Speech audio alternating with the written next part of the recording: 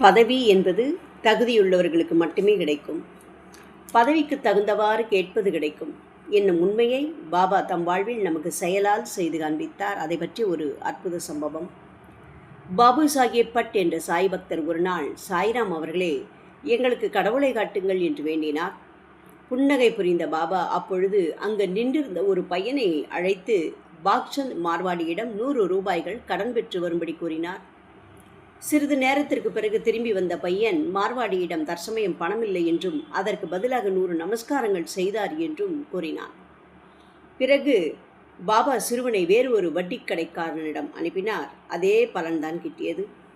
பிறகு பாபா அவர்கள் செல்வந்தராகிய பாபா நானா சாஹிப் சாந்தோருக்கு ஆள் அனுப்பி அவரை வரவழைத்து அவரிடம் ரூபாய் 100 கேட்டார்.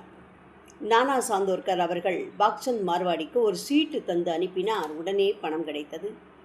பிறகு பாபு சாஹேப் பட்சியை நோக்கி, பாபா, நீ இறைவனை காண விரும்பினாய் அல்லவா? இந்த உலகில் அனைத்துமே இவ்விதம்தான். பக்கீரான என்னால் பணம் திருப்பி தர முடியாது என்ற காரணத்தினால் கிடைக்கவில்லை. நானா சாந்தோர்கர் ஒரு பெரிய அதிகாரி. அவர் நேரில் கூட செல்லாமலும் ஒரு சிறிய கடிதம் மூலமாக கேட்டவுடன் கிடைத்தது. பதவியும் தகுதியும் உள்ளவர்களுக்கே தகுதிக்கு தக்கது கிடைக்கும், அனைவருக்கும் அனைத்தும் கிடைத்து விடாது என்று கூறினார்.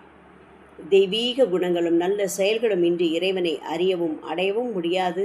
அவை இருப்பவர்களுக்கு இறைவனை காணவும் அறியவும் அடையவும் முடியும் என்பதை அனைவருக்கும் எடுத்துக்காட்டினார் நம் சாய்பாபா. ஓம் சாய்ராம்.